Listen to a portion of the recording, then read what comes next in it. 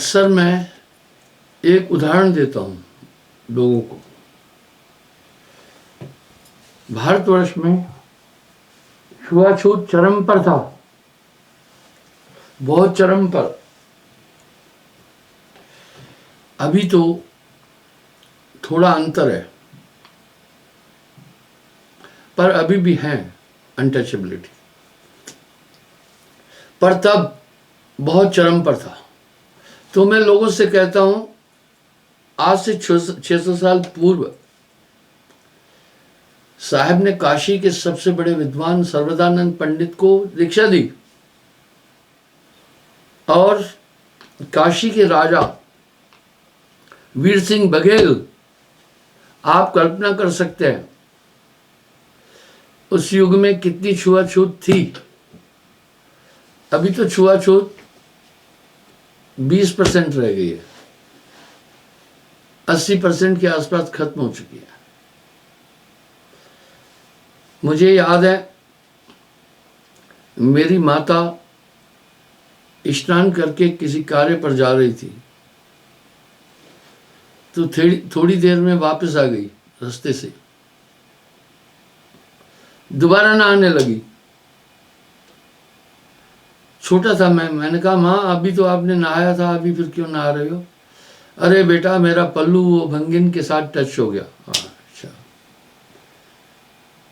कहा, चलते चलते मेरा पल्लू भंगिन के साथ टच हो गया, मैं अशुद्ध हो गई हूं, दोबारा नहाकर शुद्ध होना है।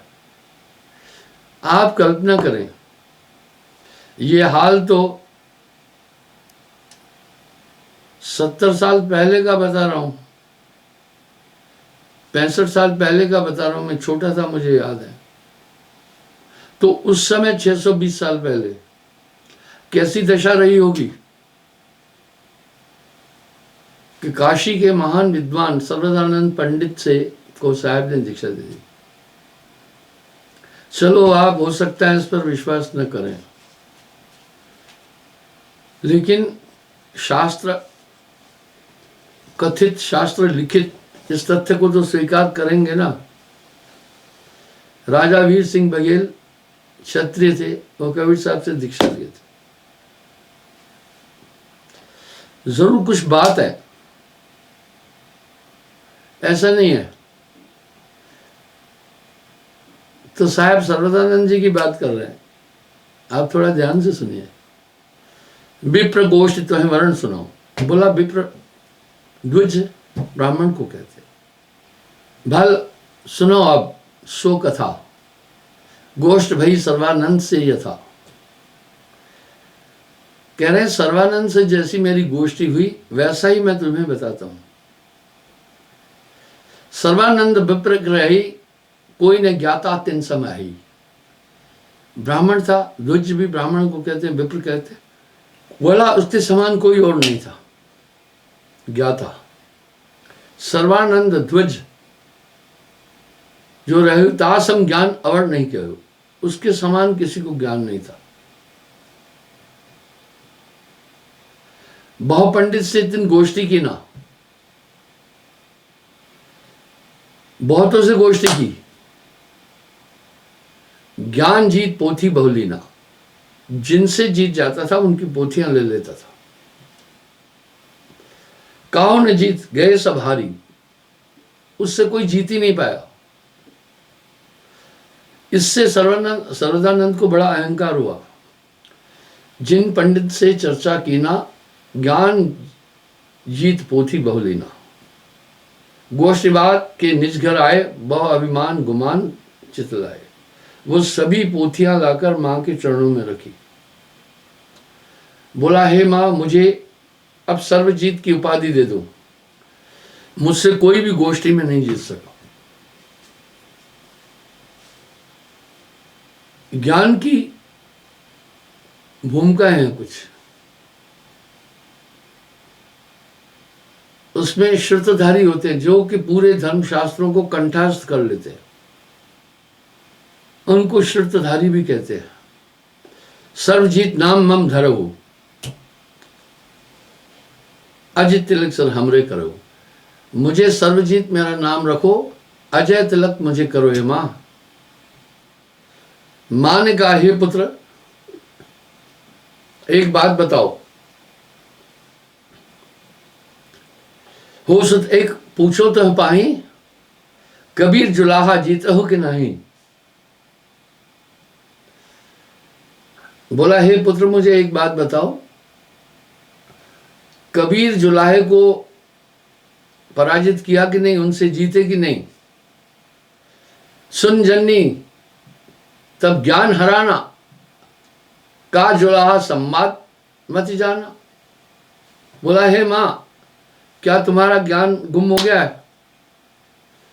जुलाहा क्या संवाद करेगा? अहंकार जो था। पंडित कोई जीत मोहि नाही, सो जुलाहा बाद है हम पाए। बात कहते हैं तर्क को।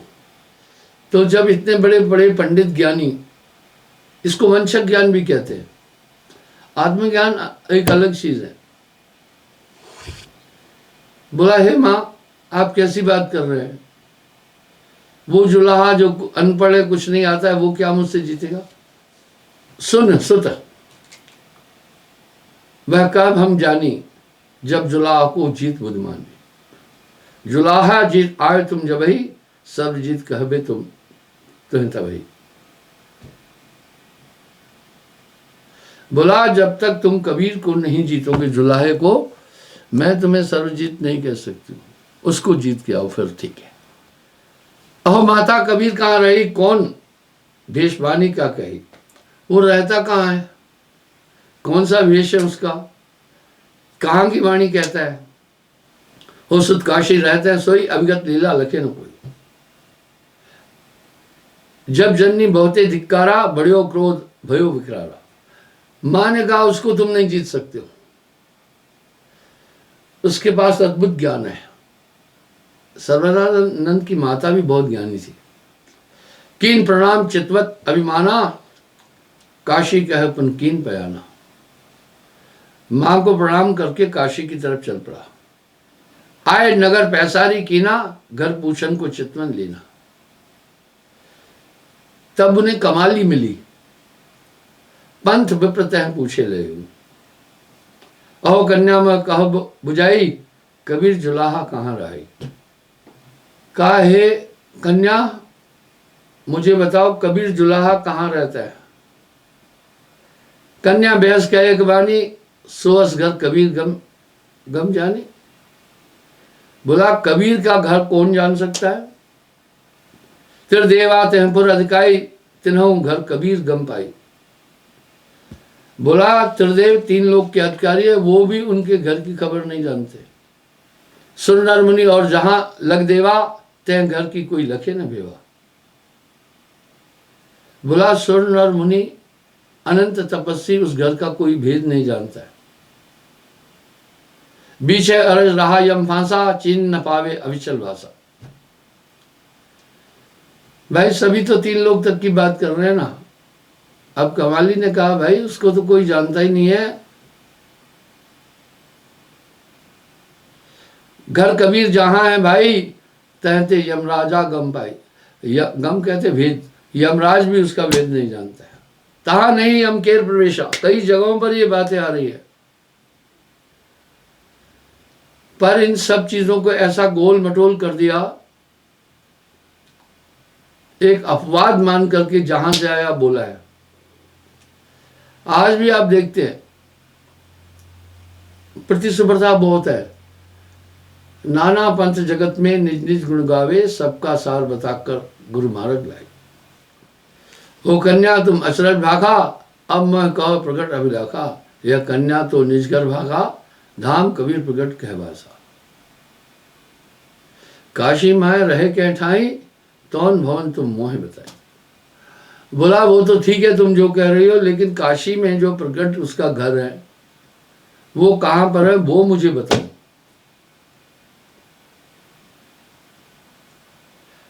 चल ध्वज तो कह भवन दिखाऊं, कहो सुजाए संदेश सुनाओ।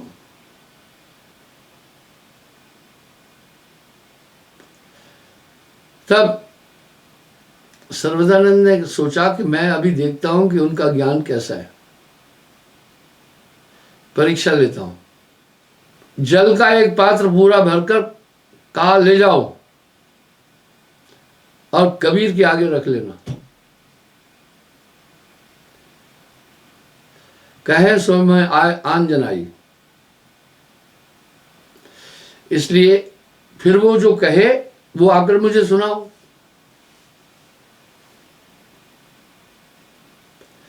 सम्मुख से आकर के ये बर्तन रख देना, फिर वो जो कहे वो मुझे बता देना। कन्या अस बचन उचरंता विप्र द्वार ठाड़े बुद्धिवंता। कन्या ने आकर साहब को बोला, एक विप्र ब्राह्मण द्वार के पास खड़ा है, जिन यह जल पात्र दीन मोह पाई, वचन संदेश कहो कुछ नहीं। उसने मुझे और कुछ नहीं बोला, मुझे कहा कि ये पात्र ले जाकर कबीर साहब के पास रखना। जो कुछ वो फिर कहे या रिएक्ट हो वो मुझे बताना। वचन संदेश कहा कुछ नहीं, कन्या ने बोला और मुझे कुछ नहीं बोला। तब हम उठ के सुई घेरा, जल माहे डार दिन थे मेरा। साहब कह रहे मैंने एक सुई उसमें अंदर डाल दी।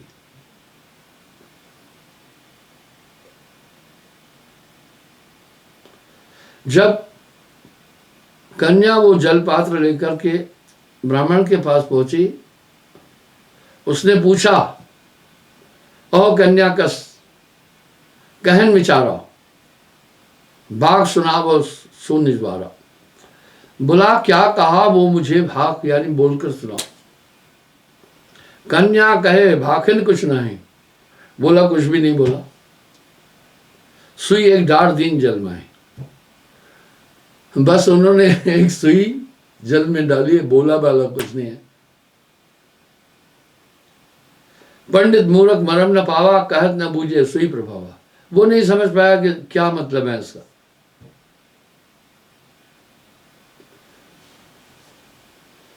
गुनह विप्र बहुत ही हमाई, पुनः हम हूं ये भेटता है।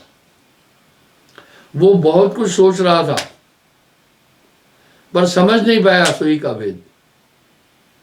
साहब कह रहे फिर मैं जाकर वहां उसके पास खुद पहुंचा, कुशलता पूछी। कहे पंडित सुई मरम न जाना। तब हम कहा सुनो दुजराई, अम्बु सुई गम को बुझा। अम्बु पानी को कहते हैं। बोला तुम्हें मैं सुई का रहस्य बोलता हूं। पठियो जल भर अस अनुमाने, हम विद्या पूर्ण अघाने। तुम्हारा ये भाव था कि मैं विद्या से परिपूर्ण हूं, मेरा पात्र भरा हुआ है, इसमें कुछ भी नहीं आ सकता।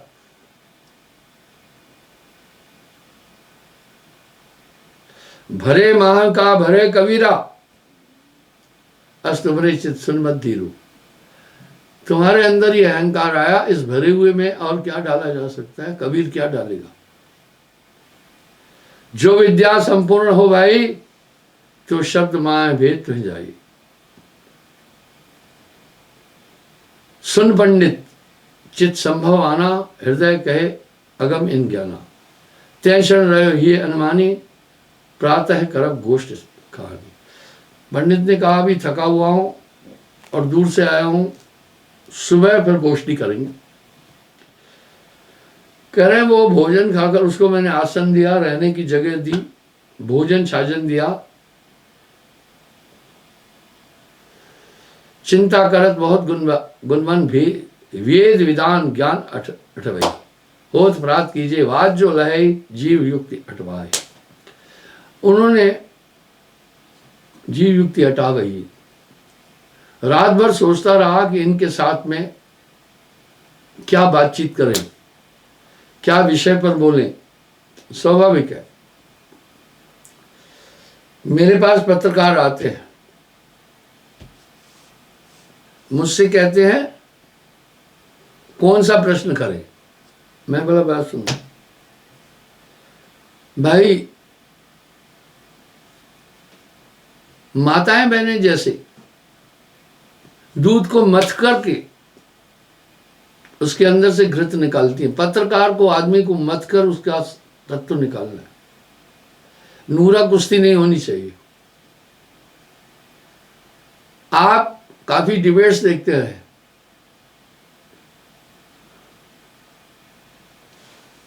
आप काफी डिबेट्स देखते हैं जिसमें हो हल्ला भी होता है, आक्रोश भी आता है, पर ये मैक्सिमम नूरा कुश्ती की तरह होती है। ये नूरा कुश्ती क्यों कह रहे हैं? एक नूरा पहलवान था, वो मिली जुली कुश्ती लड़ता था। ऐसे ही कुश्ती आप WWE में भी देखते होंगे, इतनी मारपीट, इतनी मंजिलों से कूद फेंकते हैं, कमर भी नहीं टूटती है, बेहोश हो जाता है, 1 सेकंड में फिर उसको ऊर्जा आ जाती है, तो लगता नहीं है ये सब। इसको कहते हैं नूरा कुश्ती। मैं उनको कहता हूं पहले नहीं बताऊंगा, क्या पूछो, जो तुम्हें पूछना है पूछ लो, मैं उत्तर दूंगा। भय विप्र उठ ठाड़, गए जंगल की दिशा, करत तरक चितगाड़, बैठे तजे शरीर मल। साहब कह रहे हैं लेटरिन करते करते भी वो सोच रहा था, तर्क कर रहा था, इनसे क्या बात करें। हम गए राम नाम तह गए, सुनत विप्र हृदय अतिदेव। जब वो शौच कर रहा था, मैं जाते जाते उसको कहा भाई राम राम। पंडित को बहुत गुस्सा आ गया, विप्र को। भय कोप अतिकीन प्रसंजल, इच्छायुक्त नाश के तजमा। पहले वो उठ करके हाथ मुंह धोकर जल शुद्धि करके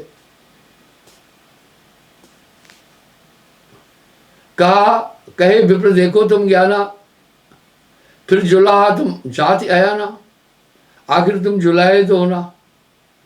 ऐसे समय राम तुम बोले, कहा कहो हरि त्रास न डोले। ऐसे टाइम पर तुम राम नाम बोल रहे हो, जब मैं मल त्याग रहा था। तुम्हें कोई शर्म नहीं आई, ईश्वर का डर भी नहीं लगा। एक आदमी ऐसा ही मेरे पास आया था, मुझे कहा गुरुजी हम लेटरिन में बैठे उस समय भी भजन कर सकते हैं? वाह वाह क्या बात है। मैंने कहा सुनो दुनिया में अजीब अजीब लोग हैं और हर तरह के लोगों से मेरा पाला पड़ता है। आपको सच बताता हूं, दिन में कम से कम 200 आदमियों से मैं बातचीत करता हूं, कम से कम 200 आदमी से। तरह तरह के प्रश्न करते हैं, तरह तरह की समस्याएं बताते हैं। मेरे ख्याल से एक न्यायाधीश भी 200 मुकदमे एक दिन में नहीं सुनता होगा। वो आदमी मुझे बोला कि जब हम लेटरिन में बैठे हैं उस समय नाम कर सकते हैं। मैं कहा मेरे भाई सुन, नाम कुमारी नान का चढ़ी रहे दिन रात। अगर तुम्हारा निरंतर नाम चल रहा है तो चलने देना, लेकिन अगर तुमने सोचा है कि सिर्फ लेटरिन बैठते समय मैं नाम करूं तो फिर तुमने जगह गलत चुनी है। अगर तुम्हारी कुमारी हमेशा लगी है तो कोई बात नहीं है, लेकिन स्पेशली अगर तुम सुमरण करने का टाइम लेटरिन में बैठने के लिए के टाइम कर रहे हो तो ये बहुत बड़ी बेवकूफी है। और विप्र मैं कहा समझाई, कौन समय राम लौलाई। वाह। साहब कह रहे भाई हे विप्र, मुझे बताओ किस टाइम पर परमात्मा का नाम जपे। कहे सर्वदानंद सुनो जुलाहा। प्राचीन काल में ऐसा ही था, आदमी को जात के नाम से पुकारते थे। तो कैसे पुकारते थे? अगर कलई करने वाला है तो कहते कल्लू कलार,